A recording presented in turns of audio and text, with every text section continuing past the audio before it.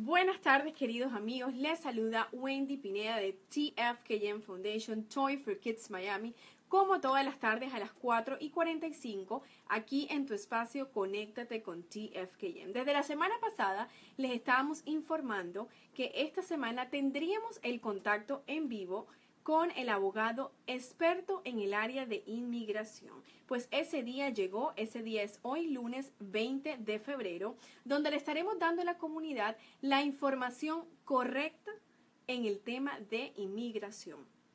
Tendremos al abogado Andoni González Rúa de García Miranda González Rúa Immigration Lawyers.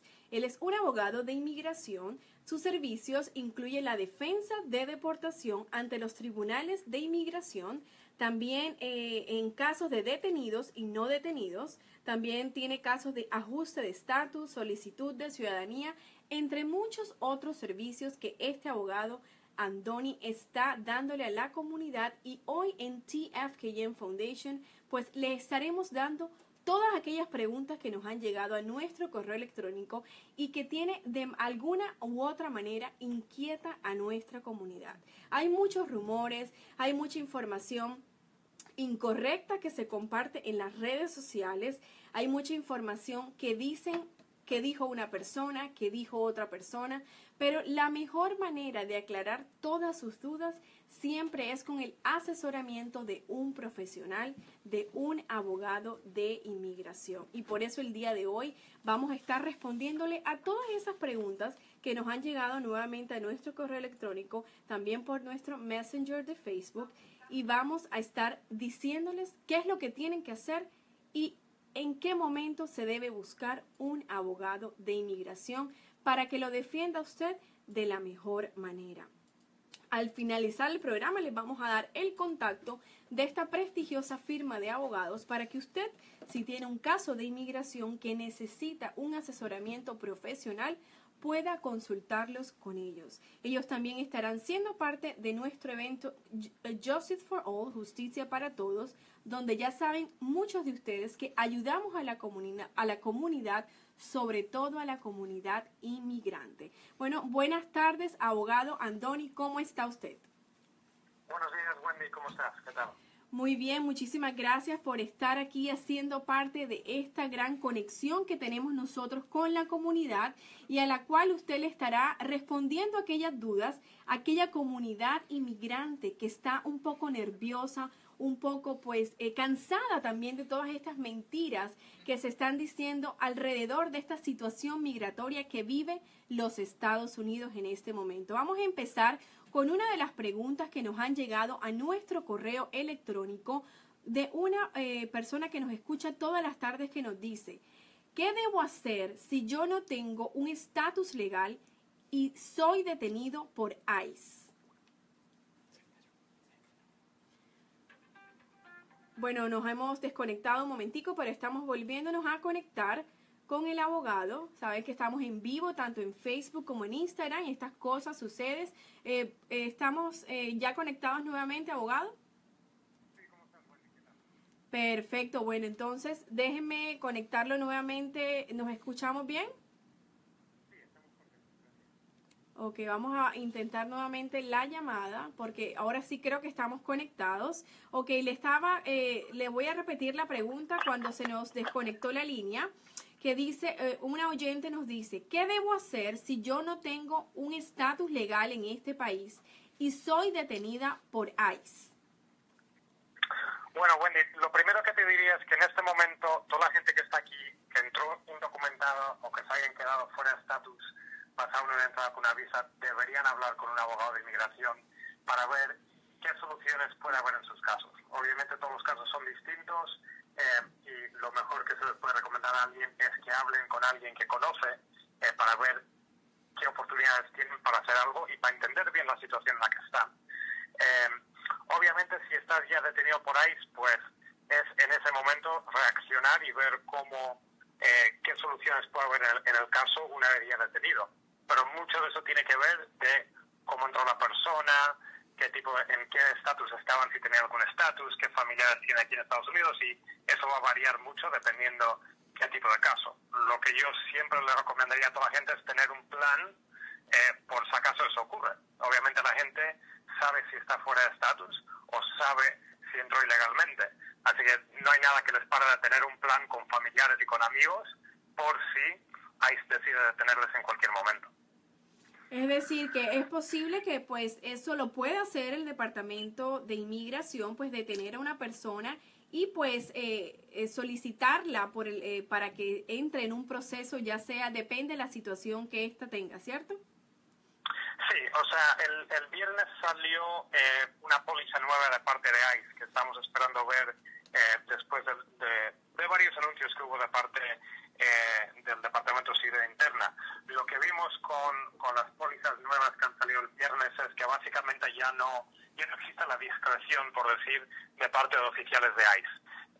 Han sacado varias categorías de gente que realmente incluye ahora a toda la gente que está aquí ilegal. El único grupo de personas que no están incluidas en esas pólizas son la gente que tiene, por ejemplo, el DACA, que no se sabía qué iba a estar pasando con eso, pero basado en esa póliza nueva que salió el viernes, ese grupo de personas parece que está bien por ahora. Básicamente la nueva póliza lo que dice es si has salido culpable de cualquier delito en Estados Unidos, eres prioridad para deportación. Si has sido simplemente cargado con un delito, aunque el delito no haya sido culpable, eso es suficiente para hacerte una prioridad. Y si has cometido cualquier acto que pueda ser un delito, también en esa situación eres prioridad. Y incluyendo en ese grupo también tenemos a gente que ha cometido cualquier tipo de fraude, sea de inmigración o por beneficios públicos, y los grupos de personas que ya tienen una orden de deportación pero permanecen dentro de Estados Unidos. Así que lo que hemos visto es que mucha de la discreción que existía antes parece estar desapareciendo. Claro, es decir que ahora mismo podemos ver que eso es una preocupación porque ya ahora mismo la prioridad son los criminales, es decir, los que tienen antecedentes criminales y han cometido algún delito en este país, pues son prioridades para el Departamento de Inmigración. Ustedes lo han escuchado, esas personas son prioridad y pues tienen que tener en cuenta que el Departamento de Inmigración, como lo dijo el abogado, pues aparentemente no tiene discreción en este momento y está tras aquellas personas que tienen antecedentes criminales. Bueno, esto nos lleva también relacionado pues a la segunda pregunta que nosotros hemos recibido, es de un caso, esto es como un caso mezclado. Nos escribe la persona y dice, yo entré de una manera ilegal a este país, pero me casé con una ciudadana americana y tenemos un hijo de 2 años. ¿Qué pasa si yo he vivido por más de 10 años en este país, no tengo ningún récord criminal y necesito legalizarme? La pregunta exclusiva aquí de él fue, ¿necesito salir de los Estados Unidos para poder que mi esposa empiece un proceso legal y pedirme? Bueno, es una pregunta que obviamente tiene muchas cosas distintas, pero lo primero que diría es que si eres una persona que ha entrado ilegalmente a Estados Unidos, en este momento, basado en las pólizas nuevas de ICE, deberías cargar contigo a todo tiempo evidencia que llevas en Estados Unidos por lo menos 90 días. Lo que ha salido también en el memo del viernes es indicando que oficiales de inmigración tienen el derecho de meter a una persona en un proceso rápido de deportación si no pueden demostrar que llevan aquí por lo menos 90 días. Esto es algo muy distinto y es algo que no hemos visto en muchos años, a no ser para gente que está justo al lado de la frontera. Así que, para empezar, recomendaríamos que una persona que haya entrado ilegal ande en su persona evidencia que lleva aquí por lo menos 90 días.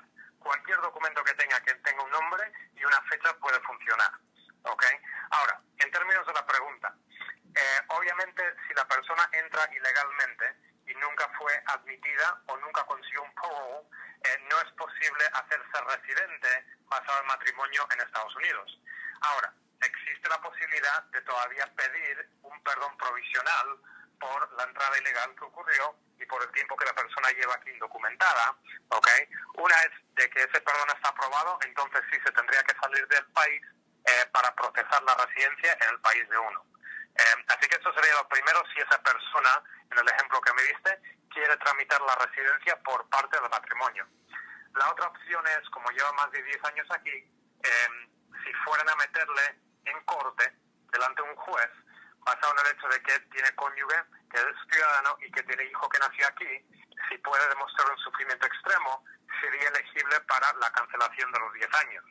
Ahora, eso es una situación donde no dan muchos al año, solo dan 2.500 en todo el país, así que tampoco es una solución fácil en ese caso, y tendría que demostrar un sufrimiento extremo a por lo menos uno de esos familiares que califican. Perfecto, es decir que no existe como tal ninguna ley de los 10 años, simplemente es que él tiene que demostrar que es como un beneficio, que él ha demostrado que no ha tenido ningún tipo de récord criminal y se ha portado pues correctamente durante más de 10 años. Bueno, eso es algo que existe solo si estás en un proceso de deportación delante de un juez. No hay forma de aplicar para la cancelación de los 10 años si no estás en el proceso de deportación delante de un juez. Y no es solo demostrar que llevas aquí 10 años y que tienes buen carácter moral, pues tienes que demostrar un sufrimiento extremo a ese familiar que califica, que va a ser un padre residente ciudadano, un cónyuge residente ciudadano o un hijo menor de 21 años que sea residente ciudadano. Y es, como le digo, es un proceso donde solo dan 2.500 al año en todo el país. Así que los estándares son bastante altos para calificar. Así que en esta situación, basado en el ejemplo, yo probablemente daría la recomendación de estar aplicando para el perdón provisional, pero se tendría que ver el caso completo para ver si es suficiente para demostrar un sufrimiento para propósitos del perdón. Correctamente, pues, perfecto. Es decir, que para todo, pues sí, existen los recursos, pues en algunos casos sí, en algunos casos no, pero lo importante, como desde el inicio hemos dicho, buscar asesoría con un abogado calificado para que no le digan lo que usted escuchó que el otro hizo. Recuerde que todos los casos de inmigración son únicos y diferentes. Ningún caso es igual al otro. Pueden ser similares, pero ningún caso es igual al otro.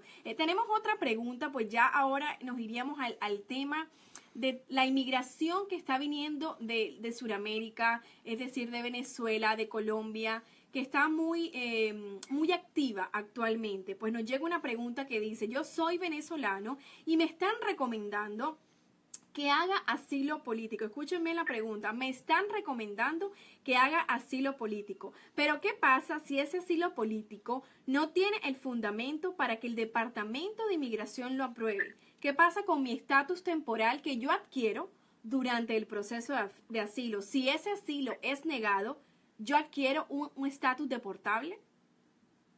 Ok, así que la primera pregunta sería, ¿quién te está recomendando aplicar para el asilo? Porque obviamente es algo que se tiene que pensar muy bien, especialmente si la persona sigue dentro de estatus, que no se le haya aspirado el tiempo de poder estar en Estados Unidos. Yo veo a mucha gente que espera hasta después de esos 6 meses, por ejemplo, y aparte del asilo quizás no hay muchas más opciones. Así que lo importante es informarte lo antes posible. Informarte qué se tiene que demostrar para propósitos del asilo. Cuando hablamos de todas las cosas que se pueden hacer en inmigración, el asilo es una de las más difíciles. Y mucha gente piensa, mira, yo he pasado un par de cosas en mi país y yo califico para el asilo. No es tan sencillo como eso, y siempre es recomendable hablar con alguien que maneja muchos de estos casos para que le puedan explicar a uno exactamente qué se tiene que demostrar, porque son estándares bastante altos que requiere inmigración. En términos de si el Departamento de Inmigración decide negar esa aplicación de asilo, no lo niegan, simplemente es que lo refieren a la Corte de Inmigración. Y en la Corte de Inmigración la persona tendría la oportunidad de presentar ese caso de asilo de nuevo delante del juez. Y si el juez obviamente decide otorgarle el asilo, pues muy bien. Si el juez decide negarlo, entonces sería una orden de deportación. Lo que pasa es, si aplicas dentro de estatus, y una vez que ya tienes tu entrevista, tu estatus ya ha terminado, ya se han pasado esos 6 meses, que lo más probable es lo que va a pasar, basado en el tiempo que estamos viviendo, que están tardando esas entrevistas de inmigración, ya estás fuera de estatus y eres deportable por estar fuera de estatus.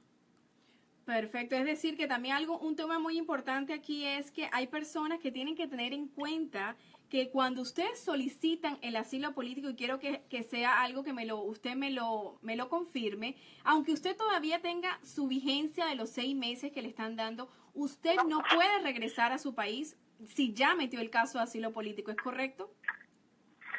Sí, es correcto. O sea, lo que vemos muchas veces vemos a gente que ha entrado, todavía está dentro de los 6 meses de poder estar aquí y están viendo qué opciones tienen. Y esa es la oportunidad perfecta para realmente explorar todas las opciones que hay. Puede ser que haya opciones de cambiar estatus a una visa de trabajo, o una visa de inversión, dependiendo de dónde es la persona, o una visa de estudiante, o hacer ciertas cosas para mantenerte dentro de estatus. Porque desafortunadamente una vez que bajas por ese camino al asilo, ahí te quedas.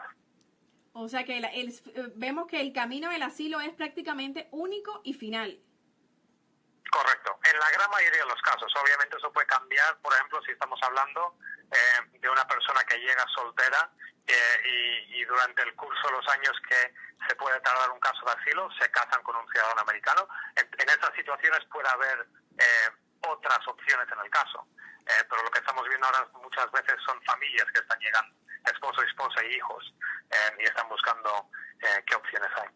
Perfecto, es decir que son muchos puntos los que hay que tener en cuenta cuando usted decida hacer un asilo político, y recordándoles a todas esas personas que están interactuando con nosotros en este momento que simplemente el que usted haya vivido una situación, por decir, de un atraco, de un robo, de un pequeño incidente de violencia en su país, no quiere decir que usted pueda iniciar un caso de asilo político aquí en los Estados Unidos. Tiene que asesorarse y tener todos los recursos para poder demostrar que realmente usted necesita un asilo político en los Estados Unidos. Eso también es una de las preguntas que nos hacía otro de nuestros oyentes que nos llegó al correo electrónico, que dice que él estuvo acá por su visa de turista por los 6 meses, y nos dice que cuando intentó entrar de nuevo a los Estados Unidos tuvo problema, porque dice que se consumió los 6 meses que le dieron de turista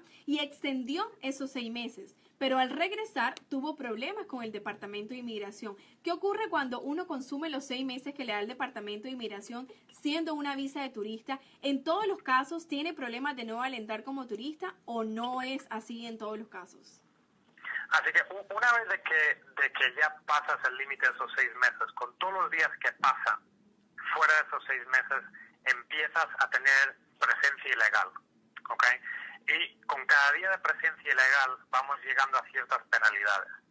Si tienes más de 6 meses, más de 180 días de presencia ilegal, eres sujeto a una penalidad automática de 3 años al entrar. Así que no eres elegible para ningún beneficio de inmigración en 3 años, al no ser que apliques para un perdón. Y si te pasas del año de presencia ilegal, entonces sí es una penalidad de 10 años. Lo que vemos algunas veces es gente que se ha pasado por un par de días, y eso ya viene a ser la discreción del oficial que te entrevista. Técnicamente no hay penalidad, pero te pueden dar problemas. Al final del día, lo que hay que demostrar cada vez que estás entrando a Estados Unidos con una visa turista es que tú pretendes estar simplemente de visita y volver a tu país. Así que es lo mismo quedarte 179 días y viajar, intentar entrar otra vez rapidito, viene a ser lo mismo, porque tienes que demostrar que tu intención no es de estar viviendo aquí en Estados Unidos, sino estar en tu país. Y los oficiales de inmigración en puertos de entrada tienen mucha discreción de parte de ellos y te pueden hacer ciertas preguntas. Y una de las cosas que hemos estado viendo mucho localmente, especialmente con la población venezolana, es preguntas de parte de oficiales de inmigración en términos de ¿tienes miedo de estar en tu país? ¿Tienes miedo del crimen en tu país? Y ciertas preguntas así, que si contestas que sí, ellos pueden decidir, mira, esta persona viene a entrar a pedir el asilo, y les cancelan las visas y les detienen. Y es algo que hemos estado viendo bastante, y ha habido artículos en los periódicos sobre ello. Lo importante es saber exactamente para qué vienes y cuáles son las opciones que tienes. Y si estás bien informado, puedes navegar bien la situación. Lo importante siempre es estar informado y asesorado de la manera correcta, porque a veces el temor también cuando estás delante de un oficial de inmigración, aunque seas turista y sabes que no tienes ningún problema al entrar, el temor que tienes te puede hacer que contestes algo indebido y puede repercutir en el futuro de lo que estás haciendo aquí o lo que vas a hacer aquí en este país. También pues ahora yéndonos un poco más al tema local. Sabemos que pues bajo las nuevas medidas del presidente Trump y la jurisdicción del alcalde Jiménez, el condado de Miami-Dade no es una ciudad, no es considerada una ciudad santuario. Entonces, bajo estos términos, la policía del condado de Dade puede actuar como agente de inmigración, es decir, te puede detener y llevarte a inmigración. ¿Y qué pasa con los demás departamentos de policía? Porque, por ejemplo, aquí tenemos el departamento de policía de Miami-Dade, pero existen otras ciudades que tienen departamentos independientes, como lo es la ciudad del Doral, la ciudad de Aventura, Miami Beach, entre otros. Pero, por ejemplo, un caso es si usted va manejando y usted se pasa una luz roja y lo detiene un oficial de la policía, pero desafortunadamente usted no tiene la licencia de manejar válida, ya sea porque está expirada o no ha tenido nunca una licencia de manejar. Ese oficial de inmigración está a su discreción en arrestarte y llevarte y ponerte a expensas del Departamento de Inmigración. ¿O qué ocurre en un caso como este? Bueno, pasaron las pólizas nuevas, si estás manejando con una licencia suspendida o el hecho de que no hayas tenido licencia, eres prioridad para deportación porque has cometido un delito, aunque no salgas culpable de ello. Los policías tienen discreción en términos de si ellos quieren arrestar o no por propósitos de una parada.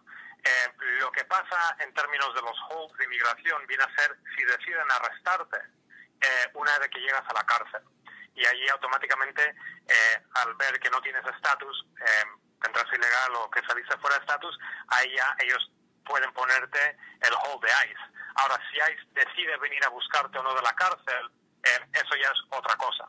Así que hay muchos factores distintos y realmente mucho tiene que ver con la discreción del policía inicialmente y qué ocurre después de eso.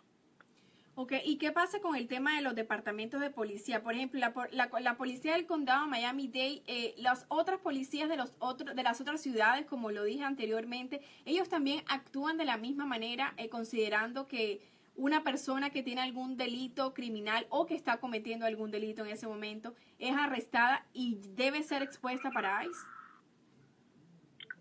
Eso va a depender mucho de cada departamento de policía. Hemos estado viendo por todas las partes del estado de la Florida que los condados han hecho cosas distintas ya durante muchos años. Hay una diferencia entre la discreción que tiene un policía si deciden arrestarte o no, y si deciden arrestarte una vez que llegas a la cárcel. Porque una vez que agentes de ICE, eso localmente todavía no hemos visto, aunque esos policías sí pueden llamar a ICE si deciden que estás aquí legalmente. Si se dan cuenta, ellos pueden llamar a ICE y ICE sería los que te están arrestando.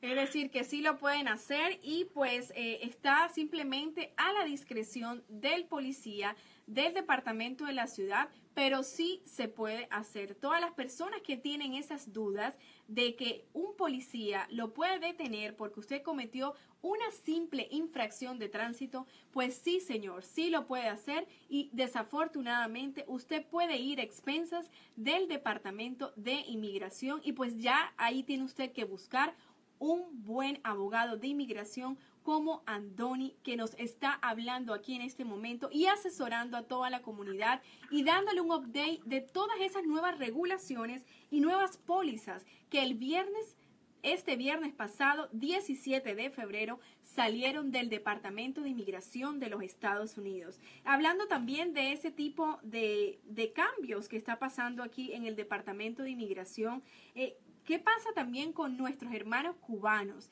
Que ya sabemos que no tienen la ley pies secos, pies mojados. ¿En qué los afecta a ellos todas estas nuevas regulaciones, todos estos nuevos cambios? ¿Ellos son considerados también prioridad de alguna manera para el Departamento de Inmigración? Así que básicamente al quitar la ley de pies mojados, pies secos, lo que ha ocurrido es simplemente, eso tiene que ver con la gente que está llegando, ¿okay? Que está llegando por barco, que está llegando a la frontera. Antes lo que estaba pasando es, si llegabas a Estados Unidos, te daban un parole y te permitían entrar. Y después de que pase el año y un día, esa persona era elegible para aplicar para la residencia. Lo que ha cambiado es esa póliza, de dar ese parole inicialmente si llegas a Estados Unidos. Y básicamente lo que están haciendo es están tratando a cubanos como a todos los demás, como si serías de cualquier otro país. Así, ¿qué significa?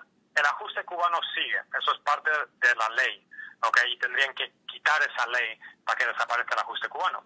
Así que en situaciones donde un cubano ya tiene el parole, por ejemplo, todavía sigue elegible para aplicar después del año y un día, lo mismo que un cubano que entra con visa, por ejemplo, con una visa turista. Ellos serían elegibles todavía para aplicar para el ajuste cubano después del año y un día. Así que lo único que ha cambiado con esa póliza es simplemente cómo les tratan a los cubanos si llegan en barco y llegan a pisar tierra, o si llegan a un puerto de entrada y llegan a Estados Unidos. Y lo que han hecho es simplemente les están tratando como todos los demás, así que eso significa que si ellos tienen un temor de volver a Cuba, tendrían la oportunidad de presentar su caso en una entrevista de miedo creíble con oficiales de inmigración normalmente siendo detenidos. Ok, y para culminar, gracias por esa aclaración, y para culminar con esta pregunta, que es una pregunta que íbamos a iniciar el programa con esta pregunta, pero queremos cerrar con usted con esta pregunta y con esta aclaración. Nos escribe una señora que dice que ella desafortunadamente no tiene un estatus legal en este país, pero ella utiliza el servicio público para poder desplazarse a su lugar de trabajo con el que se gana el pan de cada día, pero no tiene un estatus legal, la que la considera dentro del grupo de indocumentados. ¿Qué pasa? ¿Qué tan cierto pues son aquellas redadas que está haciendo el Departamento de Inmigración en los sitios públicos, en los sitios de servicio público de transporte? ¿Es cierto esas redadas? ¿Eso se puede hacer? ¿Es legal que lo hagan? Es posible que lo hagan. Lo que le puedo decir es que lo que estamos viendo es todos los días las cosas están cambiando. Es posible que lo hagan, lo han estado haciendo durante muchos años en Greyhounds, por ejemplo, pidiendo documentos de gente. Localmente yo no he oído de nada así todavía. Yo suelo ir en el tren, por ejemplo, en el Metro Rail, voy 3 o 4 veces a la semana cuando voy a corte, y yo no he visto ninguna presencia de ICE en los trenes todavía.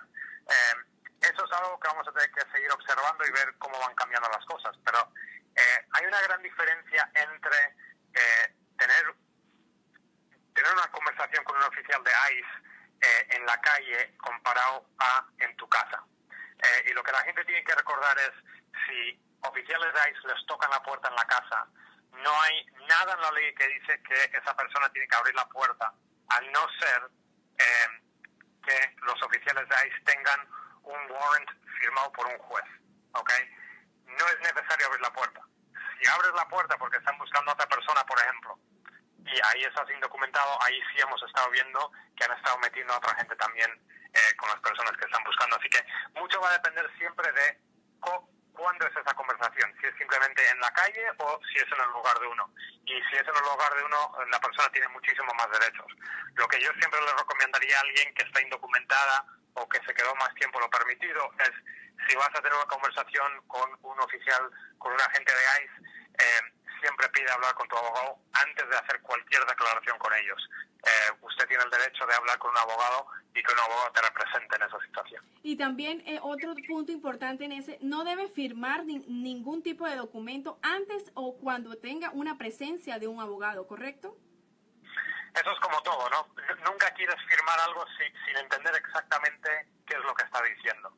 Así que si no entiendes bien el documento, obviamente no es algo que quieras firmar. Y si no has tenido una conversación con un abogado, pues igual no mereces firmar. No merece la pena firmar nada hasta entender bien exactamente lo que estás firmando. Un agente de ICE, como un agente de la policía, te puede decir lo que ellos quieran y no tiene que ser necesariamente la verdad. Así que es importante entender bien exactamente lo que estás haciendo antes de tomar cualquier paso. Claro, y también aquí cuenta mucho el tema del idioma, porque muchísimas personas no manejan el idioma inglés y por algún tipo de temor o cualquier información que no estén entendiendo, firman o hacen cualquier tipo de algo incorrecto, pues puede repercutir en el destino del caso de esa persona. a los policías, a los agentes de ICE, como a los policías que vemos por todo el estado, ellos te pueden decir lo que ellos quieran y lo que ellos te están diciendo no es necesariamente la verdad. Así que lo mejor muchas veces es no decirles nada y simplemente pedir un abogado y quedarse con la boca cerrada hasta hablar con el abogado. Y guardar la calma. Porque muchas veces la persona no entiende la situación en la que está. Claro que sí. Bueno, ustedes, muchísimas gracias, abogado. Y para que todas estas personas que están escuchando y que tienen un caso pendiente de inmigración o quieren iniciar un caso de inmigración y necesitan una asesoría profesional, ¿cómo pueden contactarle a usted? La forma más fácil suele ser visitar nuestra página web, que es garciamirandalaw.com. Ahí está la información de nuestras dos oficinas. Tenemos una oficina en Miami, cerca de Dadeland, y una oficina en Hollywood también. En total somos 3 socios. Mis 2 socios, Karen García, trabajó durante muchos años con Caridades Católicas, unos servicios de abogados aquí de bajos recursos en Miami, y nuestro otro socio, Pedro Miranda, fue juez de inmigración en Miami durante casi 20 años. Así que somos un bufete con muchísima experiencia y no importa realmente a qué oficina visita la gente, siempre intentamos dar una asesoría práctica para la persona y honesta. Así la persona entiende exactamente qué situación está. Porque para mí eso es lo más importante, entender bien la situación en la que estás, porque eso te permite hacer decisiones importantes en tu vida. Claro, y sobre todo que hablan su mismo idioma, hablan nuestro mismo idioma, que es algo muy vital aquí en este tipo de casos de inmigración. Agradecemos muchísimo su intervención, abogado. Vamos a compartir la información de sus oficinas, tanto la de Hollywood como la de Miami, aquí en este espacio que estamos en Instagram y en Facebook, y también posteriormente en nuestra página y nuestras redes sociales. Pues no esperamos que esta conexión se repita en muchas ocasiones, y muchísimas gracias en nombre de la Fundación TFKM Foundation y nuestro presidente Giovanni Pereira para ayudar a toda esa comunidad que está temerosa. Un placer, Wendy. Gracias. Muchas gracias. Bueno, ustedes ya escucharon al abogado, escucharon todas esas, como dice Pedro, que no es póliza, sino políticas. Todas esas políticas que están sucediendo en el Departamento de Inmigración de los Estados Unidos, que ustedes deben de tener conocimiento de todas y cada una de ellas. Tienen que saber que el iniciar un caso de asilo político porque se lo recomienden o por un simple hecho de un pequeño robo o un pequeño incidente de violencia en su país, no quiere decir que ese sea un estatus permanente. Puede que ese sea un estatus temporal y, como lo dijo el abogado, puede dañar lo otro que usted puede hacer en este país, porque al perder el asilo, al perder una apelación de asilo, usted empieza un proceso de deportación. Así que todas esas personas, todos esos hermanos colombianos, venezolanos, suramericanos que están llegando aquí a Estados Unidos y consideran que el asilo político es lo único que ellos puedan hacer, les recomendamos que antes de tomar ese paso hablen con un abogado y se asesoren. No solamente pierdan su dinero, es el tiempo que vale aquí hacer un asilo político y el tiempo que dura arreglar los papeles en esta gran nación. Otro punto importante que nos dijo el abogado es que sí, desafortunadamente los policías aquí del condado Dade pueden actuar no como agentes de inmigración, pero lo pueden usted poner en una situación migratoria, colocándolo como en un hall, que cuando usted tiene un hall de inmigración, está a expensas del Departamento de Inmigración por una simple multa de tráfico, por una simple infracción de tráfico, y eso puede ser fatal para el destino de usted aquí en los Estados Unidos. También nos comentó de casos como de personas que tienen mucho más de 10 años viviendo acá, que el tener solamente 10 años en este país no quiere decir que existe una ley de los 10 años, no quiere decir que usted pueda iniciar un proceso para arreglar su estatus legal porque tiene más de 10 años viviendo aquí. Eso es un recurso que puede utilizar si usted está bajo una orden de deportación y está pidiendo un perdón. Es decir, son muchísimas cosas importantes importantes, muchas cosas que van una entrelazada con la otra, pero que tienen que tener conocimiento. No deje que el otro le diga cómo fue su caso, que su caso va a ser igual. Todos los casos de inmigración son únicos y todos son diferentes al otro. Puede que alguna situación sea relacionada, pero no quiere decir que si al vecino de usted le aprobaron el asilo político, a usted le aprueben también su asilo político, porque son situaciones sustentadas de diferentes maneras. Yo les agradezco a todas las personas que están viendo este video, que compartan este video con todos sus amigos, con toda la comunidad. Y les vamos a dejar el dato del abogado que tuvimos aquí en vivo para que si tienen alguna pregunta puedan darle seguimiento y también puedan iniciar un caso, porque de eso se trata, que usted inicie su caso con personas calificadas. Ellos tienen 2 oficinas. Una está en Hollywood, en la 450 North Park Road, Suite 300, el número de teléfono es el 954-289-9854. Vamos a colocar esta información después que se acabe el video en nuestra página de Facebook y también en esta página para que puedan tener el contacto. Y también tienen una oficina en Miami, en la 9655 South Dixie Highway, en la Suite 312. Eso está para el área de Pinecrest. El teléfono es el 305-676-8634 y la página web donde ustedes pueden ver toda la información es www.garciamirandaandlaw.com www.garciamirandaandlaw.com. Recuerden que algo muy importante, usted no puede iniciar su caso de asilo o su caso de inmigración con una persona que no sea un abogado. Un paralegal no le puede iniciar a usted un caso de asilo político. Usted debe ir con un abogado certificado del Florida Bar del estado de la Florida. Así que tampoco se deje engañar. Asesórese y no pierda su dinero, no pierda su tiempo y no dañe el futuro de usted y los suyos aquí en esta gran nación. Pues prácticamente ya hemos pasado el tiempo de todos los días, pero un tiempo muy fructífero, un tiempo muy importante para todos ustedes. Y si ustedes tienen preguntas que quieran que nosotros les hagamos a los abogados, pues envíenoslos a nuestro correo electrónico, escríbanos por aquí por Facebook, por el Messenger o por Instagram, y nosotros les vamos a colaborar con esa información. Y recuerden que todos estos abogados y muchas firmas reconocidas aquí de Miami y de Broward estarán en nuestro próximo evento, que será en la ciudad del Doral, en el 10181 Northwest 58 Calle. Así que pues ya les estamos llegando al final y les agradecemos a todos su gran audiencia. Que tengan una excelente tarde. Gracias.